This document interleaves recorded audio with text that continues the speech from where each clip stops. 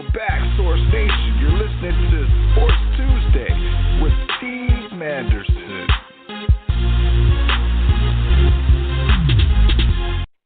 My featured guest tonight is no stranger at all. He's been on twice, and he is the reason why I am doing a third annual tribute to Jackie Robinson. He is very close to Jackie, and you'll hear him explain and, well, you know what? For those who have listened to the tribute in the past, let me just bring him on right now. Baseball historian Ron Rabinovitz. Ron, how are you? Good. How are you doing, Steve? I'm doing fine. Good. Great to be back on your show. Thanks for inviting me. Well, I'll tell you, you're the reason why I do this. And, well, thank you. The first time around, it was fantastic. I learned a lot, and I said, you know what, gotta have you back again. You came back last year, and I said, you know what, you're going to be the resident guest on these shows as long as I'm doing them. Yeah, well, I would love it.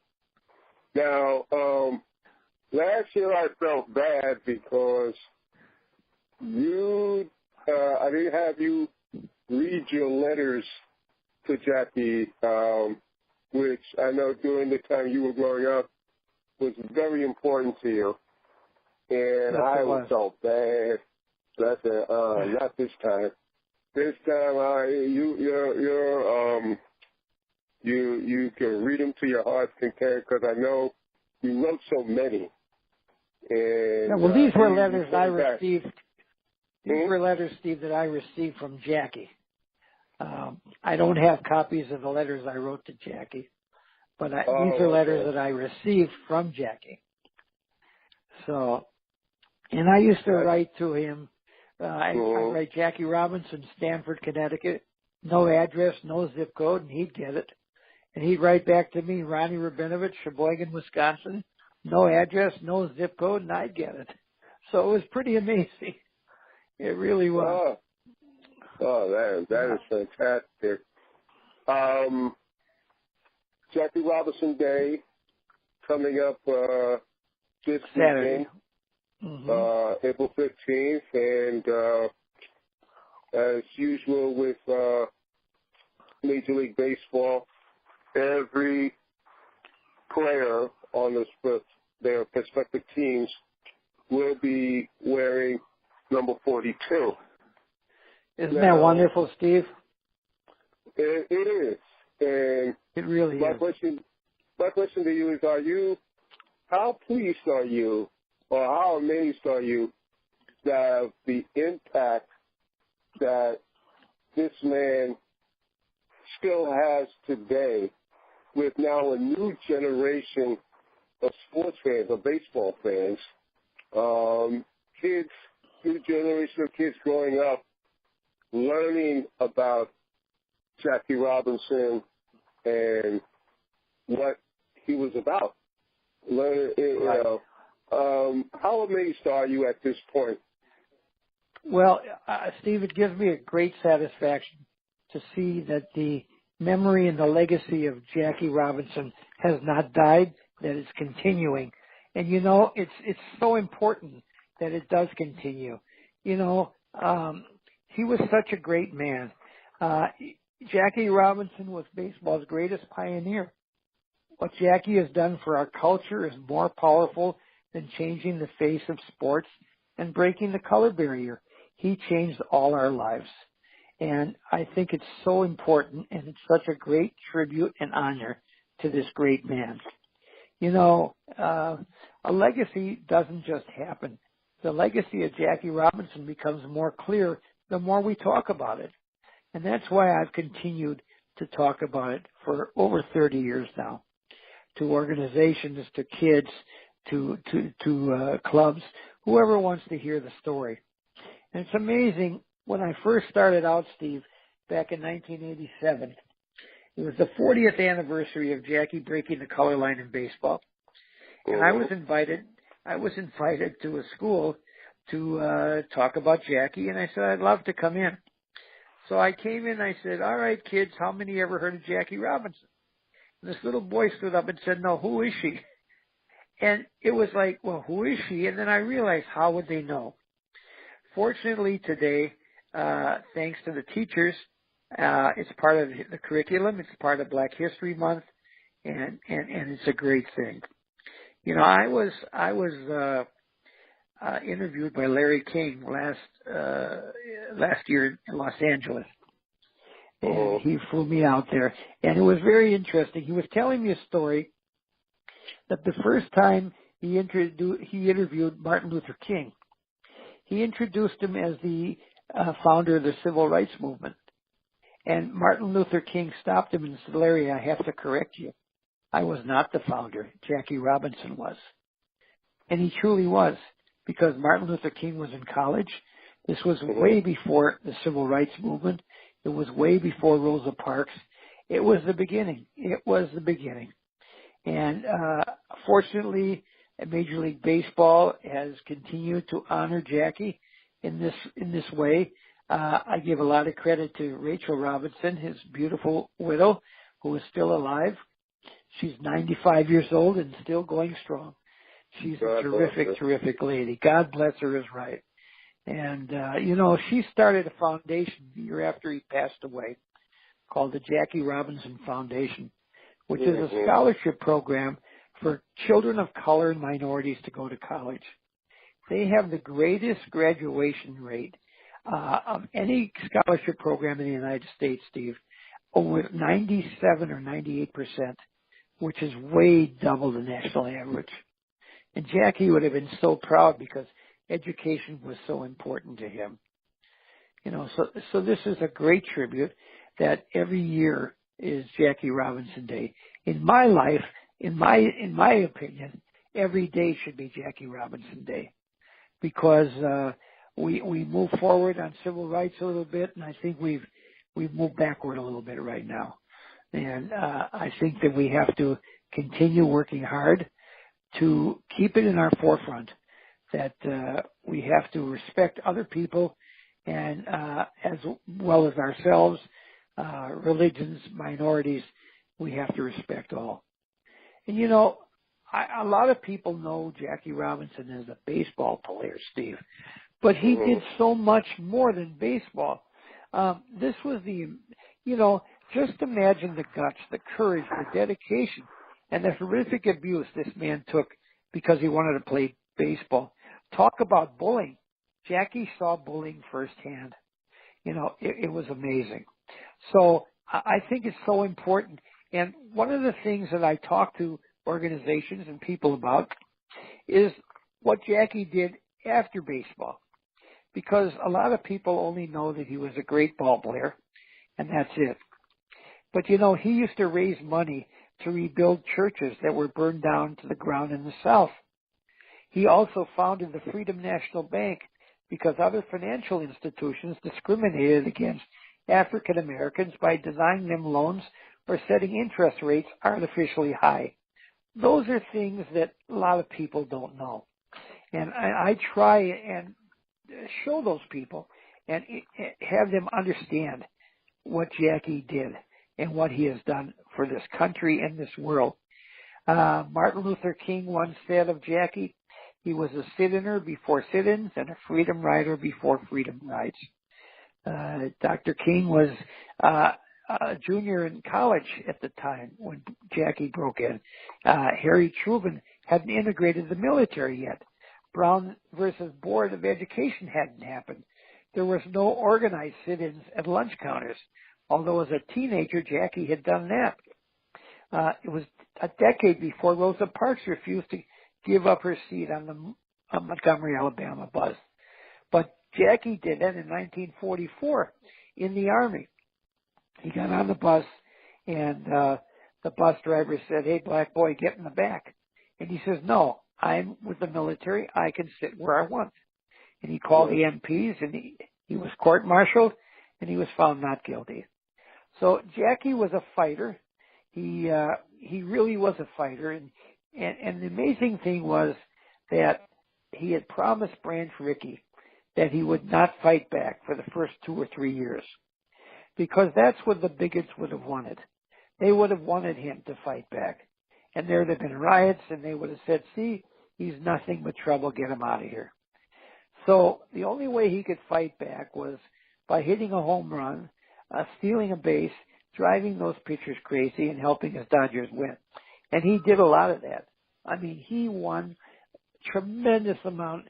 Just imagine, the Dodgers weren't that a great a team until 1947. They won the championship in 47, in 49, in 51, not 51, 52, 53, 55, and 56. So 6 of his 10 years of playing baseball, the Dodgers were in the World Series. And in 1955, they won it all and finally beat those damn Yankees. But you know, it shows you what he was. And you know, Steve, he was a rookie at 28.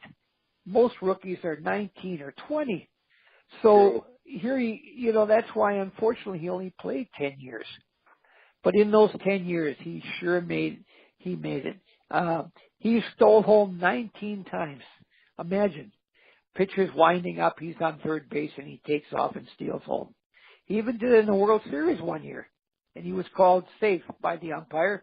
Yogi Berra still claims he was out, but he wasn't. He was safe. But it's just amazing what this man has done. And I know a lot of people have seen the movie 42 and seen all the abuse that happened in that movie. And one of the saddest things for me, Steve, is that they had to tame the movie down to keep it PG-13. So all the abuse you heard from Ben Chapman from the Philadelphia team, it was just one little bit. It was 100 times worse than that. In Cincinnati, in St. Louis, in Philadelphia, in Pittsburgh, in Chicago, all these towns were very, very bigoted and were very, very abusive to him.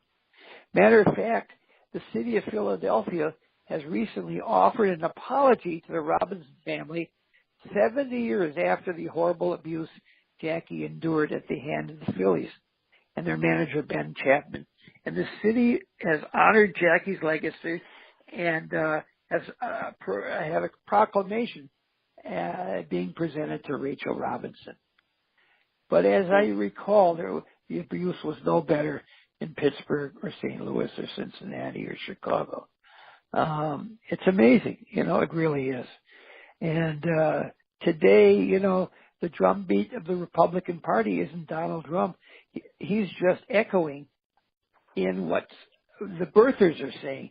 The governor of Wisconsin, he says, well, I don't think he was a Christian, talking about Obama. Well, that's just a polite way of saying the N-word, different things like that. So we see things that are going on that right now are not good. And I, for one, am working as hard as I can to repay and to educate people that we have to move on. It's terrific that some of the kids today, when I talk to them and I tell them a story, that we met Jackie Robinson in Manitowoc, Wisconsin, which is near Green Bay, and we had made arrangements for him to come to our home and stay overnight and speak to my high school the next day. And I was so excited. And my dad was playing catch with me on the front lawn one day, and a neighbor walked by, and my dad was telling him that Jackie Robinson's going to stay in our home. And he looked at my dad, and he says, "You mean to tell me you'd let Jackie Robinson sleep in your house?" He says, my dad said, "Of course I would. I'd love to have him build a house next to me." And the neighbor said, "Boy, I sure wouldn't." And my dad looked him straight in the eye, and he said, "Ben," he says, "I don't think that would be the real question. I think the real question would be whether Jackie Robinson would want to live next to you. So he really told him. And we got to Manitowoc, and unfortunately, Jackie had to go back to New York on business. Something came up. And this was after his playing days, of course. And I was so disappointed, and he was also. And in this program, he was presented the key to the city of Manitowoc. There was this by the mayor. It was a big wrought iron key with red, white, and blue ribbons on it. As we're taking him back to the office, to the airport, I was sitting in the back seat with him. He had the key on his lap. And he turned to me and he said, "Ronnie, will you keep this for me?" And I was so honored, that he would give me that. And we got back to Sheboygan. My dad had to stop at his law office to pick up some books and files. And someone had spray painted a sign on the front of my dad's law office on the wall that said, "Rabinovitz is bringing niggers to Sheboygan."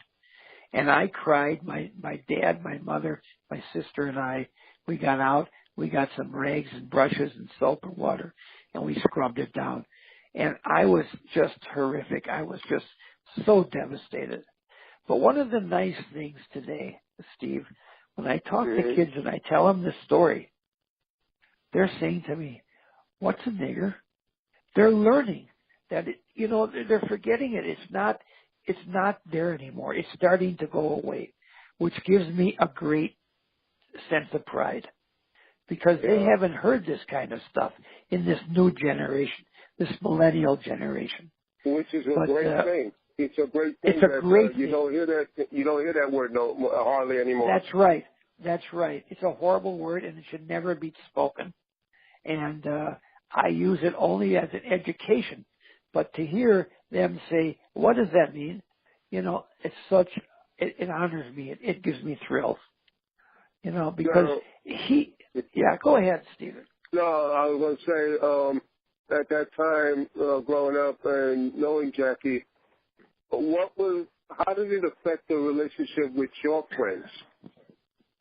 Well, my friends, when I first got my letter from Jackie Robinson, I was just so thrilled. My dad had written him a letter and told him how much I admired him.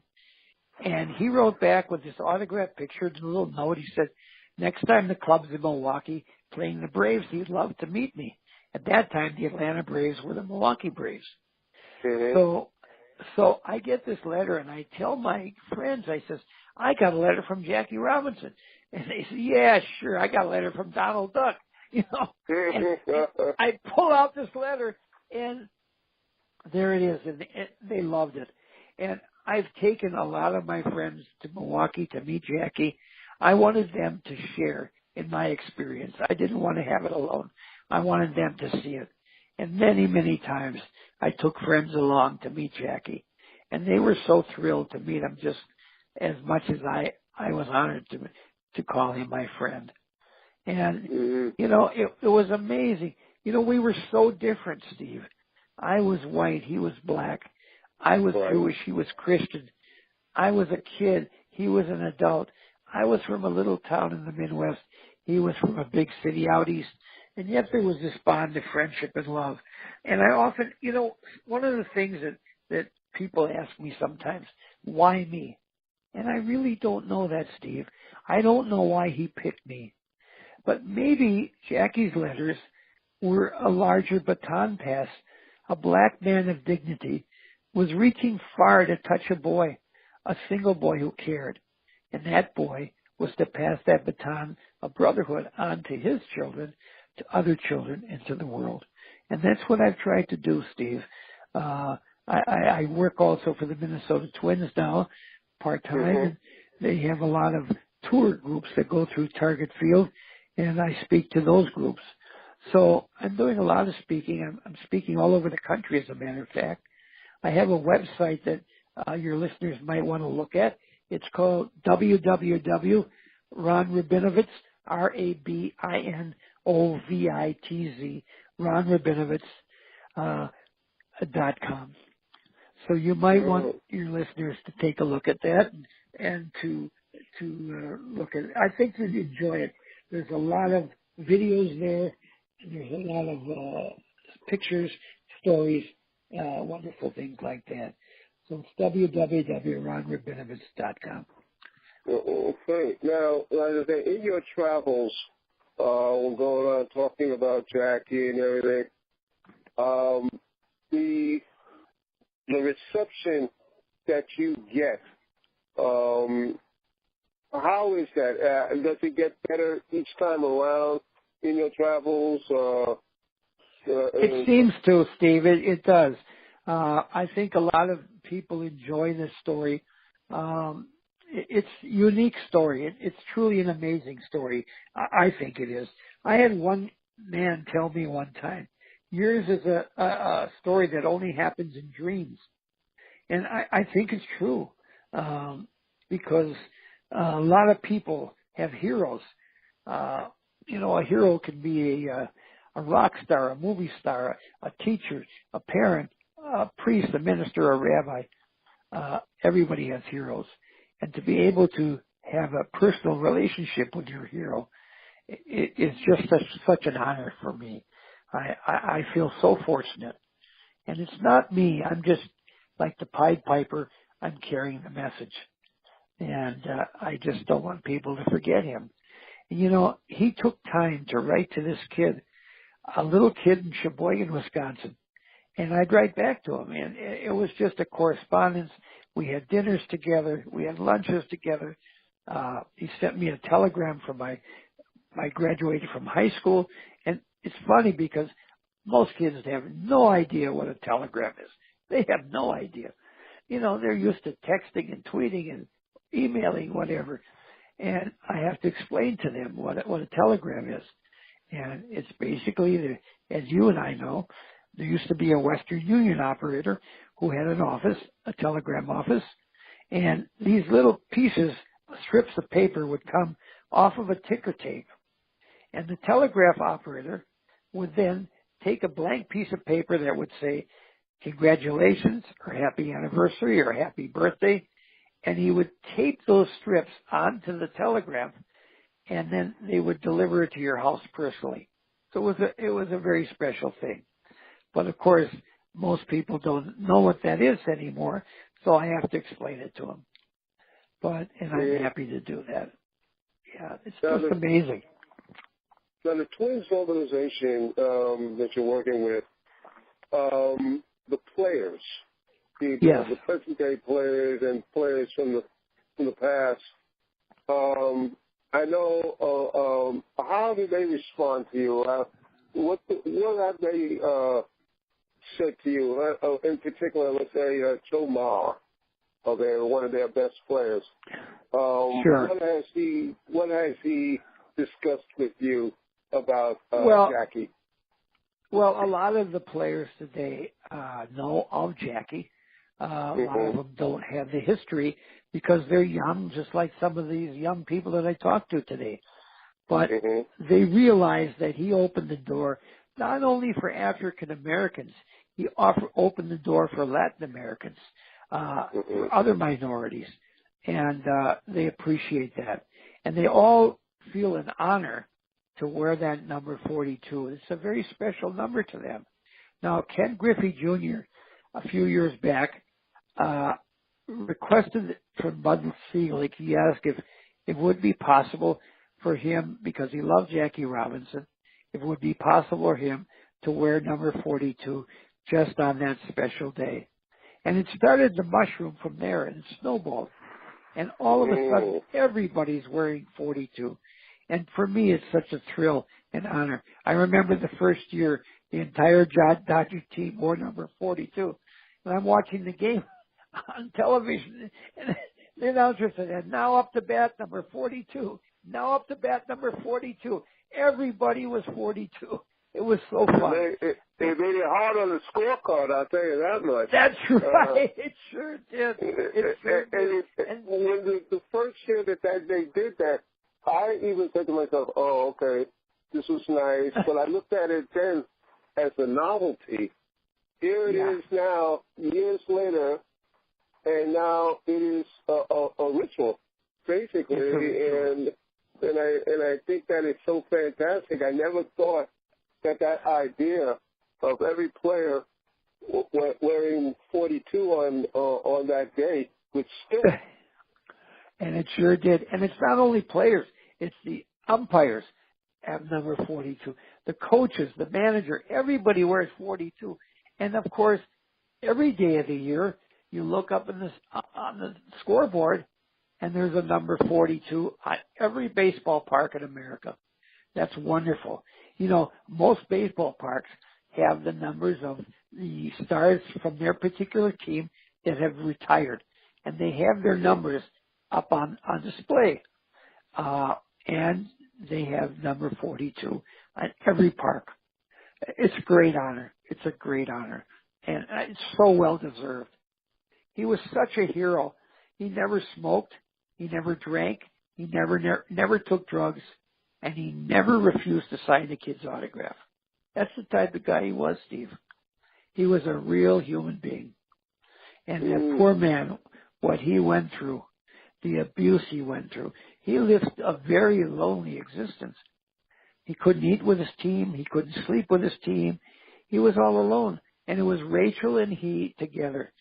She was the only wife that was allowed to travel with the team in 1947. So I give her a lot of credit too, because she was up in those stands watching those listening to those cat calls, watching her husband get hit in the head with a bat or with a ball or being spiked or death threats. I mean, it was amazing. I mean, she's a hero too. Both of them are. And she's such a wonderful, wonderful lady. It's an honor for me to know her. And I respect her so much. Her daughter Sharon also, and her son David. Just tremendous people. Well, now, I know you would... I was going to say that locker room had to be very tense in the beginning. Now, did he have to get dressed separately from the other players? He did. That's right, he did. At first, he didn't even have a locker, you know. And there were some of the players on the team that were from the South, and they said, my God, I can't play with him. I mean, I'll go home, they'll kill me back south, you know. And they started a petition. They wanted to not to play with him. And Brand Trickey called them all together, and he says, gentlemen, Jackie Robinson is here to stay. If you would like to be traded, I'll honor your wish, but he's here to stay. After a while, the players started seeing the abuse this poor man was taking, and that he was there just to help the Dodgers win just like himself. So they rallied around him. And some of the abuse that he took, where he couldn't fight back, where some of the other guys would stick up for him and say, listen, he can't fight back. You want to fight, you fight me or something, you know, and they'd stand down. But, so they knew that. But the abuse he took outside of Brooklyn was horrible, just horrible. Sad, really sad. And I think that had a lot to do with his dying at a young age at 53 years old. I'm convinced of it, you know, because he took so much pressure. You know, you or I, if we slid into second base and the second baseman or shortstop stamped on our hand and blood would be squirting out of our hands. Oh, and remember, in those days, those cleats were a lot sharper than they are today. I remember as a kid, we used to file those cleats to make them sharper so that we had a better grip when we were running. And he'd stamp on his hand and say, take that, black boy, and blood would be my God, you or I would get up and we'd pop that guy. But he couldn't do that. So the only thing he could do was, as I said before, hit a home run, steal a base, you know, and drive those pitchers crazy. And boy, did he drive those pitchers crazy. They were blocking. He drove them nuts. And it was so much fun. I remember a few times when he got caught in a rundown and they were chasing him all around and he'd beat them no matter where it was. He was just so aggressive and he just made mistakes. They started making errors and this and that. You know, it was great. It was just so much fun to watch him run the bases. He wasn't a great home run hitter. He'd hit 12, 15 home runs a year, but boy, could he drive you crazy. It was great. Well, he did put up excellent numbers in 10 years. He sure did. Lifetime 311 average. He hit like he had 137 homers and 734 RBIs. Those are good numbers for a second baseman. Those are damn good numbers. Even today. They sure are. Yeah. They sure are. He had some great numbers, and he was just an amazing guy, just an amazing human being. Now, go ahead. He won Rookie of the Year in 47, and then 2 years later, he was the National League MVP. Right, that's right. Now, you don't get that for nothing. Awards, how difficult was the league? How tough was it on the league to vote him in as Rookie of the Year, and then 2 years later, National League MVP? I mean, they could have been very spiteful and just said, you know what, later for you, we'll just give it to the runner-up. So we don't want you to win anything. Yeah, but you know what? They had no choice because he was the most outstanding ball player in 1947, and they named him Rookie of the Year. And you know, Steve, that today, that is the Rookie of the Year is now called the Jackie Robinson Award. Every year, it's named after Jackie. And remember, in those days, there was only one Rookie of the Year. There was only one MVP from both leagues. Now they MVPs for the National League and the American League, and the Rookie of the Year from the National League and the American League. In those days, there was just one award.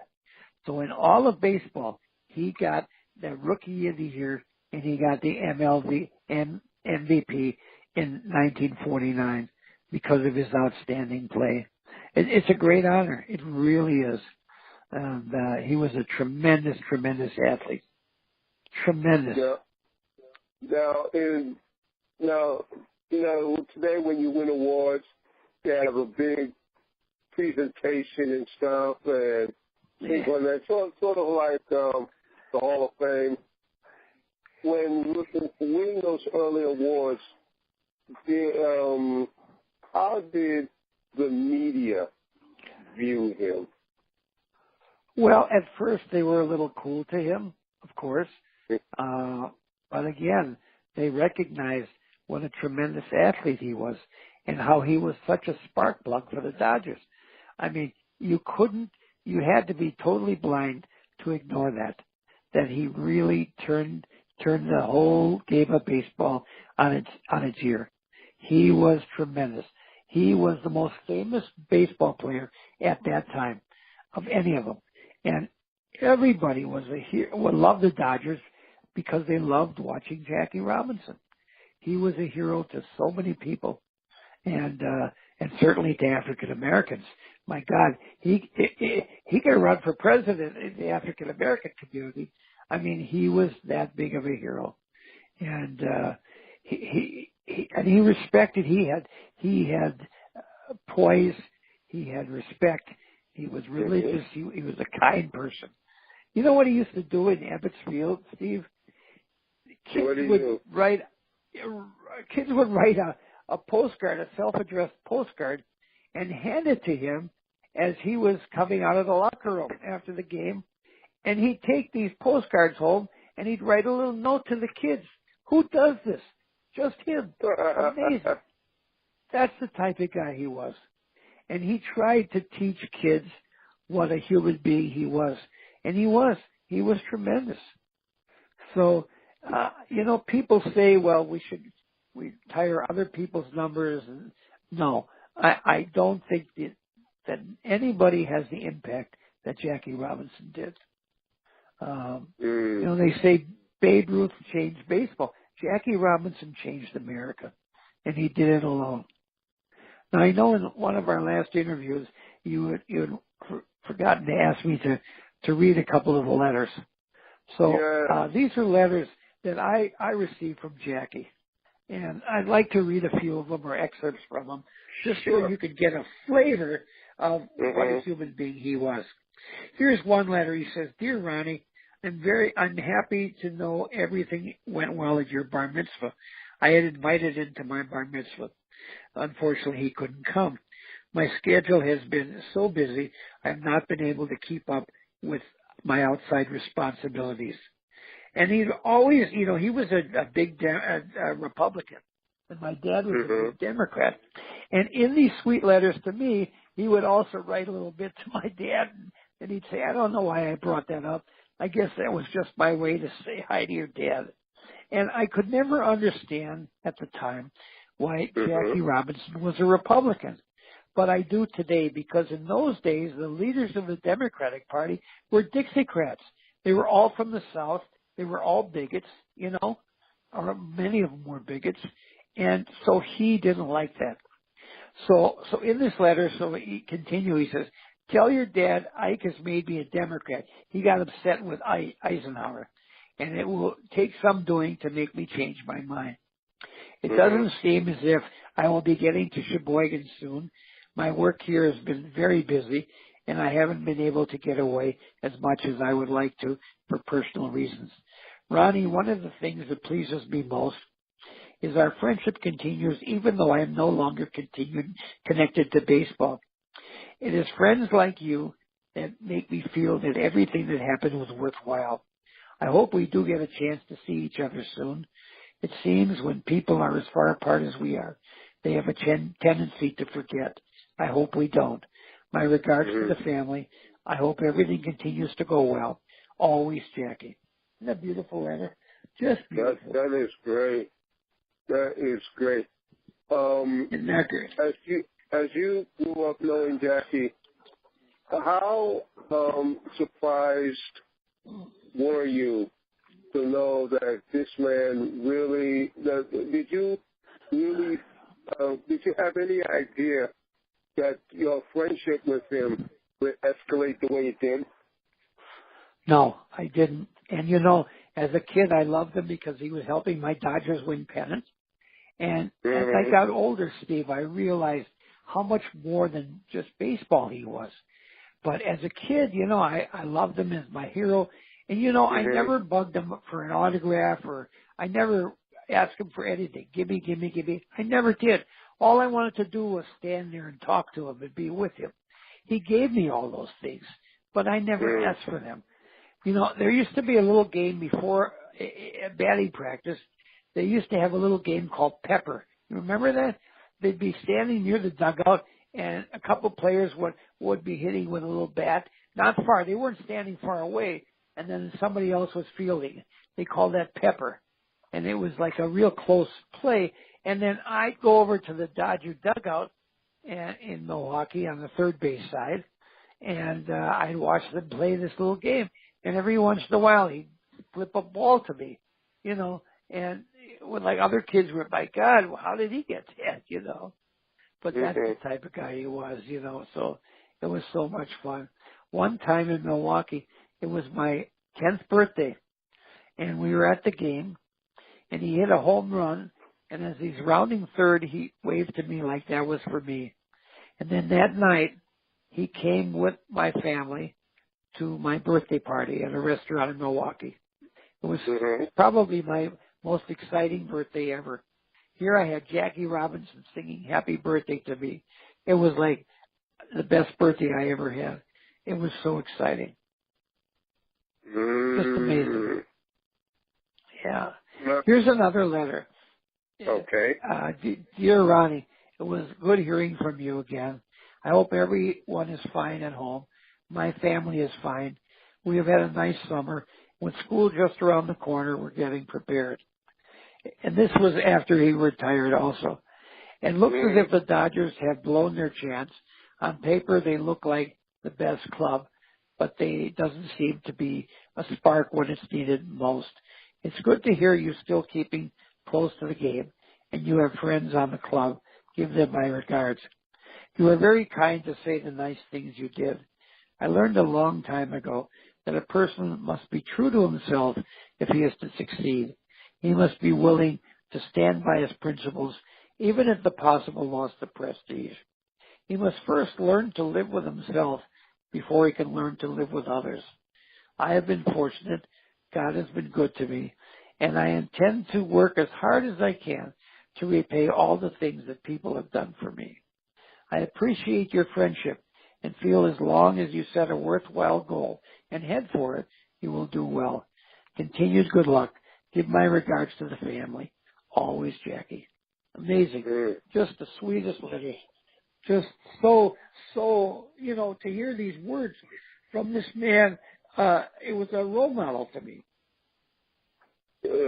Yes. That's awesome. That is awesome. When I first did the show 2 years ago, and you guys, and you and Ian were on, I tried to get Rachel to come on the show, but she was out at Dodger Stadium, and doing the ceremony there. And I have it on my Facebook page. Sandy Koufax is swimming her out on the field. Yes. Yes. What was there a good relationship between Jackie and Sandy Koufax? Oh, very much so. In 1955, Sandy Koufax was a rookie. Mm-hmm. Being Jewish, he had a different situation too, because just like Hank Greenberg had, a lot of people call him a kike and different things, and they had derogatory remarks to him. And one of the things Jackie remembered was one time when Jackie broke him in 1947, he played first base that year because they had a second baseman. So Hank Greenberg was playing against him. It must have been an exhibition game or something. And he got to first base, and Hank Greenberg said, I know what you're going through. I went through a lot of it myself. Hang in there. You're going to be okay. And that really meant a lot to Jackie, coming from Hank Greenberg. So Sandy and Jackie were very dear friends.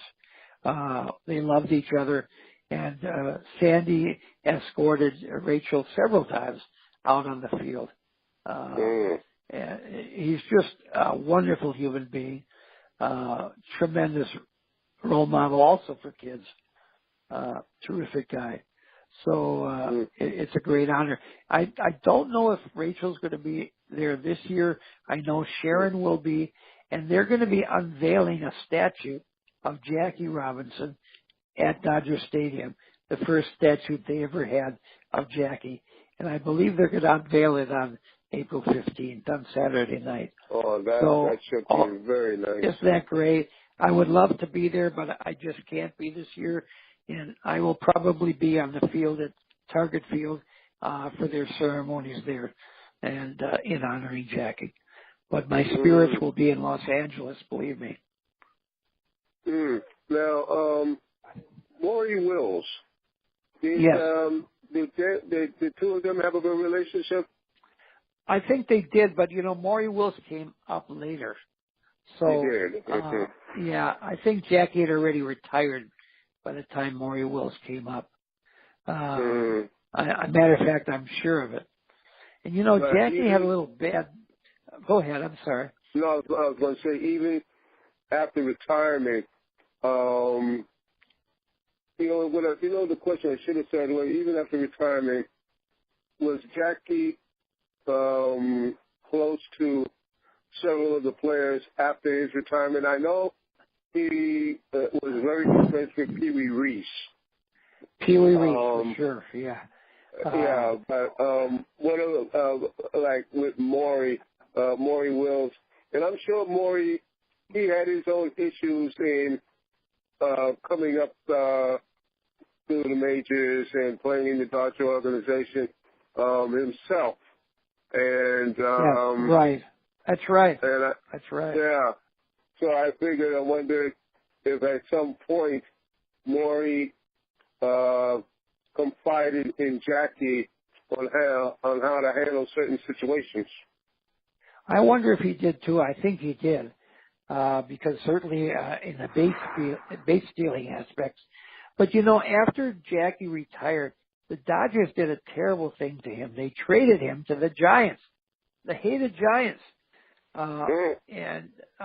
It was horrible. It was a real slap in his face. And I think that he could have gone out on his own, and he wanted to go out as a Dodger. And that's why he retired. He did not want to play for the Giants. Those were his arch enemies. And, he wouldn't do it. It was just, so there was a little bad blood there for a while. And Jackie, didn't go around Dodger Stadium too much. Remember they had moved after the 1957 season. They moved out of New York and went to LA. And, but they mended fences later on, and Jackie did come out many times. But there were several years there where he was kind of estranged from the Dodgers. But I think it was Peter O'Malley, Walter's son, that broke the bond and brought him back into the fold. So it was pretty interesting. So, but he did retire as a Dodger, which was great. He didn't want to retire as a Giant. My God, that would have been horrible. To see Jackie in a Giants uniform would have been terrible. So Giants would have loved it. Hey, to this day, I still can't believe Willie Mays wore a Met uniform in his final years as a ball player. That was so strange to see. So, I definitely know what you're talking about there. And, you know, Willie Mays, at the time when he came in, couldn't wear number 42 because somebody on the Giant team was wearing it. So he wore number 24. He just flipped the numbers around. Yeah. He picked number 24 because of Jackie Robinson. Yeah, and Hank Aaron loved Jackie. I mean, it was just amazing how they were, because these were kids growing up and listening to baseball on the radio and listening to Jackie Robinson. They all had an ambition that maybe if Jackie broke in, maybe we would have a chance someday. And certainly they did. And it's too bad. It should have been right from the beginning. There should have been no prejudice, no restriction, but there was. Yes. Now, Jackie, he became very political after his retirement. He was very political. Could you see Jackie as a politician back in the day, or? I think he could have been. I think he could have been, yes. He worked very hard for the Republican Party. He was very affiliated with Nelson Rockefeller, who probably today would be a Democrat. But, I mean, he had nothing to do with, like, Barry Goldwater. He was too reactionary. He didn't want anything to do with him. And he had nothing to do with Malcolm X either, because Malcolm X was really? No, he didn't like Malcolm X, because Malcolm X was talking about, fighting and having, not having, he wanted it to be peaceful, like Martin Luther King. And, so he had quite a different odds. He was at odds with Malcolm X. He did not respect him with his fighting. And as frustrated as Jackie was, he felt that there's a more important way of doing things. And I think he was right. So he later told me, though, Steve, that he made a mistake when he supported Nixon in 1960. And he was sorry that he did that. And he actually did support Bobby Kennedy in 1968 when he ran for president. So he came around, but in those days it was, the Democrats were Dixiecrats. They were all big senators. The leaders were all bigots. They were all, so I can understand it. I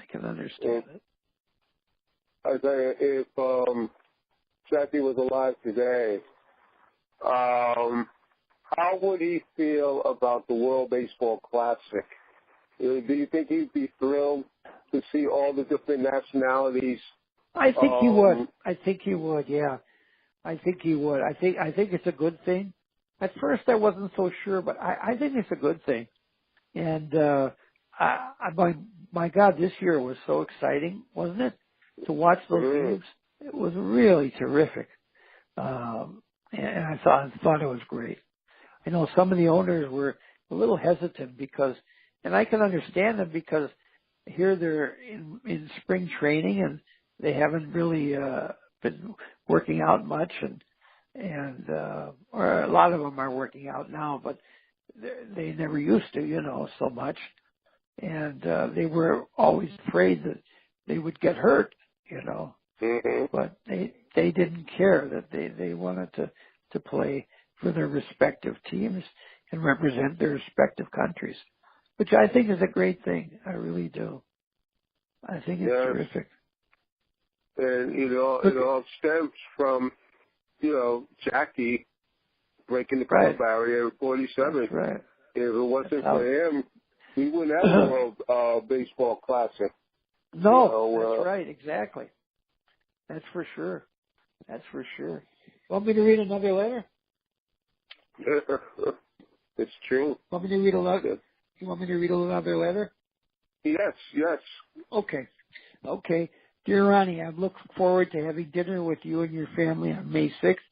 I'm a little surprised you didn't want to go to camp, as I believe that what a boy learns from the camps will be a great help to him later.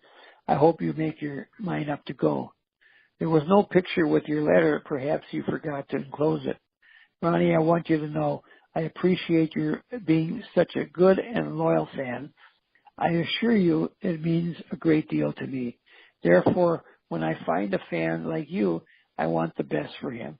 And believe me, it's a good thing to go to camp. Camp ideas you can get those in your system. Your friend Jackie Robinson. Well, because of him, I ended up going to camp. And his own son, Jackie Jr., went to camp. So here was a menu. This was an expensive restaurant in Milwaukee on my 10th birthday, Steve. So listen to these prices. I wish I could go there today. Broiled South African lobster tail, $4. Oh my God. Prime rib, $4. Steak, $4. Shrimp cocktail, 50 cents. Can you imagine? Bring back them prices today. Let's bring back those prices. That's right. And that included potato, coffee, tea or milk, and dessert. For $4. And one of the menu for $4. Everything. Is that something? That is something. In the back of the menu he signed, Ronnie, it was very nice having dinner with you and your family. I hope we are able to do it again soon, Jackie Robinson. Just amazing. How often did he write you? Did you receive letters from him every week or every 2 weeks? It would be from time to time, I think I had maybe 20 letters altogether. I'm sure I had more, and I might have lost some of them over the years. I mean, he took me in the I'll never forget this. He took me into the clubhouse in 1955. And, it's always a long time for a kid to wait for a ball player to come out after a game. It's 45 minutes to an hour. There's nothing to do. You're kind of in the bowels of the stadium. Nothing to look at, nothing to do. And I remember there was a big sign on the locker room door that said, "Warning, do not enter trespassing. You could go to jail." And there was this legal jargon on there. So we used to read that over and over and over. And then all of a sudden somebody would come out. So one day he comes out and he looks at me and he says, "Come here." And he takes me by the hand and he takes me into the locker room. And he says, I said right away, I said, "Oh my God, I'm going to jail." And he kind of chuckled. You don't have to worry. He took a brand new ball out of a bag and he took me from locker to locker to locker. Every one of the Dodgers, every coach, the manager, everybody signed this ball. I mean, they were shaking me on the back. They were shaking my hand. They were patting me on the back. I was numb, Steve. I was so numb. I mean, all these heroes, Duke Snyder, Carl Furillo, Pee Wee Reese, Roy Campanella, Danny Koufax was a rookie that year, Gil Hodges, Walter Olson, everybody signed this ball. And he was so busy getting autographs for me that he actually forgot to sign the ball himself. But I got many other autographs from him. But you know, we were funny. We used to go home. We used to play with these balls. We get grass stains on them. I mean, we didn't know in those days. No, it was different.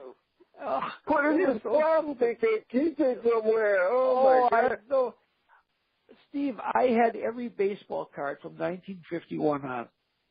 My dad's law office was right next door to a candy and tobacco wholesaler. So he'd bring me the Topps, the whole series of Topps cards every year. I put them into teams, and they were hobby cards. If a guy was traded from the Phillies to the Reds, we'd cross out Phillies and put Reds on it. I mean, we used to put them in the spokes of our bikes, and you'd hear that fluttering noise like when you were riding.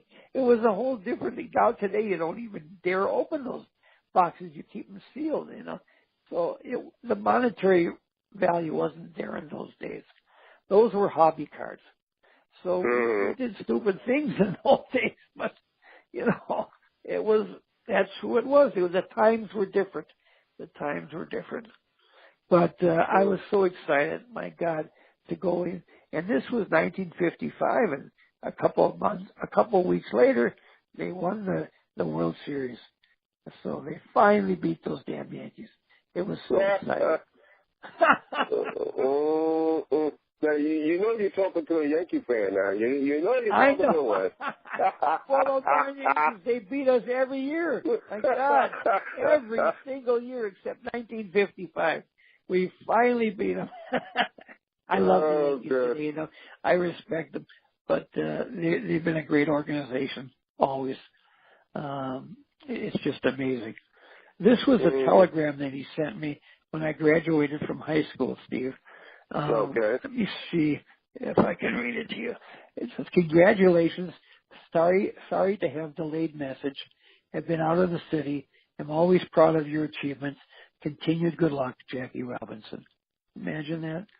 I was so thrilled to get that telegram.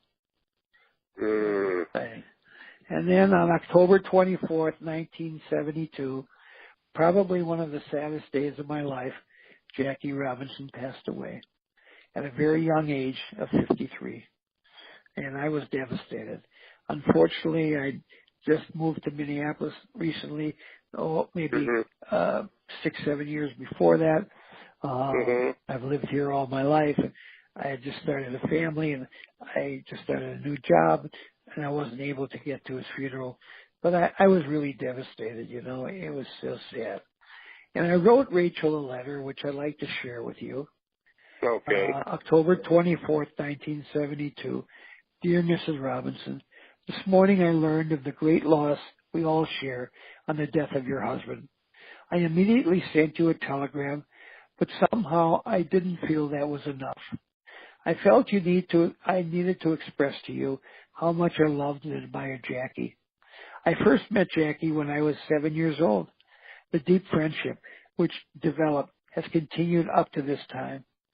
As I look back, I realize how much that friendship meant, not only then, but all through my formative years and up to this time. I learned a lot from him about life and growing up. I would honestly say that Jackie played a major role in my growing up and my future development. One thing that stands out so much in my mind is when Jackie retired from baseball. I recall locking myself in my room and crying for hours. I wrote Jackie about that, and he wrote back, and he said that his own son, Jackie Robinson Jr., was also crying and was very disturbed. And he tried to point out to me that everything would be okay for him, and it seemed that if Jackie said it was going to be okay, it would be okay. And I recall the beautiful letter he sent me when I was bar mitzvah and the telegram I received upon graduating from high school. Words can never express how much those memories have meant to me. I learned from Jackie the true meaning of being a man. I learned how cruel and full of hate some people are to others. And probably most important of all, I learned never to back down on a cause you truly believe in, no matter what the odds against you might be. These are important things for a boy to know while growing up, and I will always cherish these memories and recall the beauty of a friendship between a man and a boy. Just 9 days ago, I stood in front of my television set with happy tears in my eyes, watching my friend being honored at the World Series in Cincinnati. I realize that Jackie is remembered by many for his many accomplishments in baseball, but I feel that his many accomplishments after retiring from the sport are far greater. The work he has done with youth, the drug program, civil rights, and other causes that he felt important will benefit us and others and our children in the years to come. Today I feel so empty and sad by the loss of this great man. My son is 1 year old, my daughter 3. When they are old enough to understand, I will sit them down and tell them the story of Jackie Robinson. Not having seen him play and not having followed his career on and off the field, I am not sure how much they will be able to get out of our chat, but in years to come, they will see that I have tried to instill in them the same fine qualities of life that Jackie tried to instill in me. In his memory, I will dedicate my efforts in that direction. Jackie might be gone, but his memory will live on in our hearts forever. May God bless you, Sharon and David, through these trying days. I am hoping the day will come when I will have the opportunity to meet you and the rest of your fine family. If I can be of any assistance to you now or in the future, please feel free to call on me. If ever in the Minneapolis area, I do hope you give me a chance to look me up. Sincerely, in love, Ronnie Rabinovitz. So I really poured out my heart to her. And then in 1997, on the 50th anniversary of Jackie breaking the color line in baseball, Rachel came to Minneapolis, was being honored by the Twins, and they were presenting a check for $50,000 to the Jackie Robinson Foundation in his memory. And there was a press conference at the Metrodome, and I was invited by several people to come there by the Twins.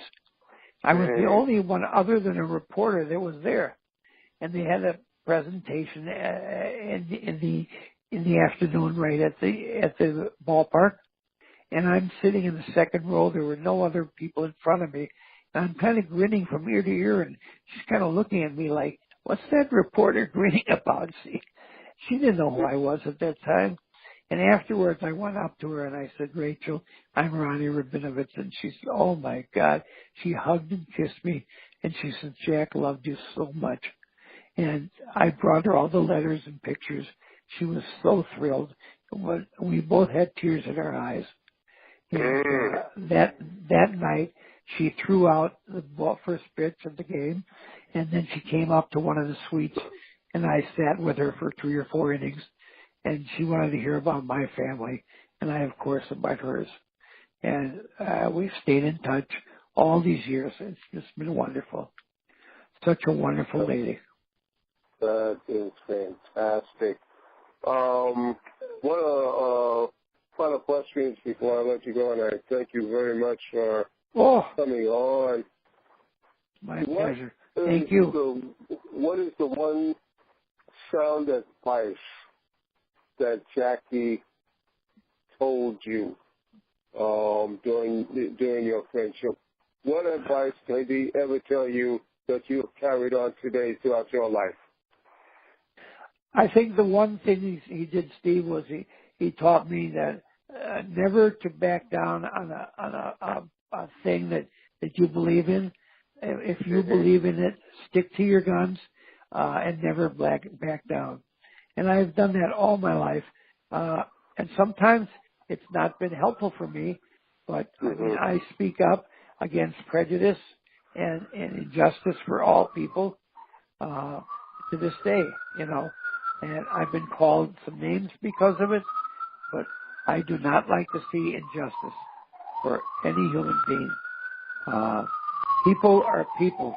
We all bleed blood, in red blood. We're all human beings. And Mm-hmm. I despise the fact that people treat people horrible. And these white supremacists and some of the other crap that's going around. It's terrible. Look at all these death threats that the Jewish people have had recently in the Jewish community centers around the country. It's horrible. And the African Americans, what the problems they've had, and other minorities. It's wrong. And my dying day, I will fight prejudice and refuse to let it get, I don't want it to continue. So I try and educate. That's the best way you can do is educate.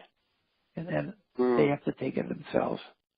So now, somebody brought up a question a while back, leading up to Jackie Robinson Day, and I thought about it in regards to the other sports. You're talking about football, basketball. I guess you could go in there hockey as well. The number 42, should that number be retired from all sports, in your opinion? I'm not so sure about that. Certainly in baseball it should be. I know there are several African Americans, for instance, who have chosen to wear number 42 in football and basketball, but I think they've tried to honor him that way. But I would love to see it, but I don't know if it would be appropriate for other sports. I don't know. I'm kind of I would love to see it, but I don't know if it would be truly appropriate. And Jackie played all those sports. Jackie was a tremendous athlete at UCLA. Listen to this, Steve. He was an All-American in football. He was an All-American in basketball. He broke the world's record in the broad jump and track, and he played baseball. He was the only athlete ever to letter in 4 sports at UCLA. Amazing. To this day, he was the only athlete to letter in 4 sports. And a lot of kids have asked me, well, he was so good in basketball and football, why didn't he play that? Well, he couldn't because he was black. And there were no African Americans in football or in basketball. As unheard of that could be today, that's the way it was. The only avenue was baseball because of the Negro Leagues. That was the only avenue for sports. So that's what he did. But they say that his baseball was not his best sport, but he certainly was pretty good at it. I'll tell you that. Yeah, it is true. Yeah, it's unbelievable. That is true. His famous saying is, "A life is not important except for the impact it has on other lives." And I don't know if he ever truly knew what a tremendous impact he had on mine, but I cherish his memory and his friendship, and I love it. And anybody who wants to hear me speak, I'd love to come out and talk at any place. And as I say, they can look me up on my website, www.rabinovitz.com. And Steve, I really appreciate this. It's been such a wonderful time visiting with you again. And I hope next year around this time we can do it again. Oh, yes. God willing. It was fantastic. Yes. So, when do you go back on the road again? I'm going to go back next week. I'm going up to a couple places, and then I'm speaking at Target Field. I've got some things going there, and I was in Washington, D.C., and last October I spoke at George Washington University, which I usually do it every fall, and I love going there. I think this was my 6th or 7th year of returning to GW, and it's always fun. Where are you located, Steve? I'm in New York. Are you in New York? Okay, Mm-hmm. Great. I'd love to meet you sometime. If you ever have anybody out there that would like to hear me speak, let me know, and I will. I'll be happy to make some arrangements. I'd love to meet you too. It would be a pleasure. Yes, you definitely would. You definitely will. All right, then, Ron. Well, this was great. And Thank you. We'll definitely talk down the road. Be safe in your travels. And thank you, my friend. all right, and God bless. God bless you too, and thanks for inviting me again. And let's remember Jackie on April 15th. You got it. You got it. Thanks, Take my care. friend. Take care. All right Bye-bye. now. All right now. Bye-bye. Bye-bye.